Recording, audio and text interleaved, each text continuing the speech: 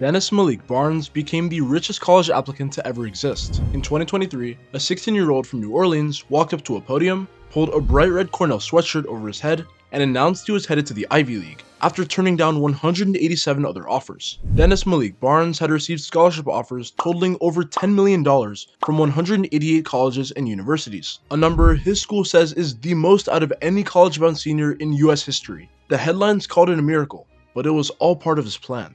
Barnes grew up in Louisiana, attending the International High School of New Orleans, and even by high school standards, his profile was unusual. He graduated with a 4.98 GPA and spent 2 years dual enrolled at the Southern University of New Orleans, earning college credits while still earning his high school diploma. He held a leadership position in his school's National Honor Society chapter, was fluent in Spanish, and had earned an official language qualification from the Instituto Cervantes on behalf of Spain's Ministry of Education. Beyond academics, he played basketball and track, kept an active extracurricular profile, and was finishing his diploma 2 years ahead of schedule, meaning he had graduated at 16 instead of 18. That foundation is an important context for what came next, because the amount of his scholarship didn't happen by mistake. Barnes told CNN he began applying to schools in August of 2022 and wasn't initially looking to set any records. But as acceptances started rolling in and scholarship offers started stacking up, something shifted.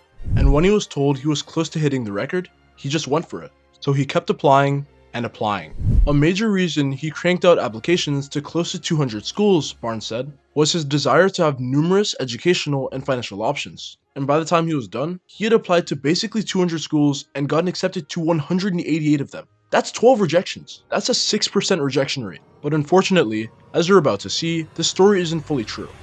Here's the part that most of the coverage glossed over, and it's the part that actually makes a story useful for anyone thinking about college applications. The $10 million figure is technically accurate, but it's slightly misleading as a headline. That number represents the combined total of 4-year packages from 150 different schools, and not a single institution handing a teenager a $10 million check.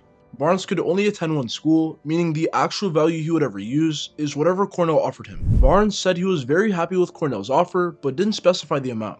Nevertheless, the $10 million is the total theoretical value of all of his options, and generating that many options was 50% of the battle toward the world record, but the other 49% is truly what makes Malik Barnes an admissions genius. The strategy Barnes used, whether intentional or not, was essentially volume plus targeting. To hit volume, he identified schools that offer automatic or merit-based scholarships for students who meet certain academic thresholds, applied to a very large number of them, and let the offers stack up. Most of the schools in his list weren't even highly selective. They were institutions that compete for very strong students by offering generous merit-based aid. A student with a 4.98 GPA, dual enrollment credits, Spanish fluency, and athletic involvement is exactly who those schools are trying to attract and will throw tons of money at. The key insight is that scholarship volume scales with the number of college applications you shoot out when your profile clears the bar of pretty much every school you apply to. For targeting, he applied to schools that aligned with the values and ideas that his application illustrated. By doing this, he gave himself a near 0% chance of choosing the wrong school, but there's still 1% of the puzzle that turns Barnes into an outlier.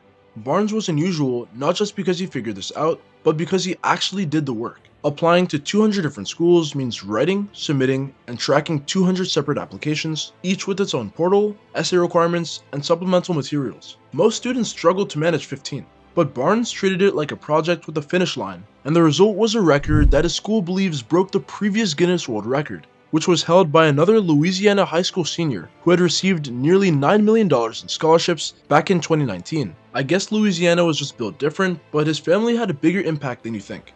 The family environment Barnes came from is also part of the story. His parents said they played classical music to him and that leaders are readers, so they made reading a priority from early on. His father, who is himself a doctor, spoke at the announcement and described Malik as humble, honest, and someone with integrity. The name Malik means king, and it was chosen deliberately.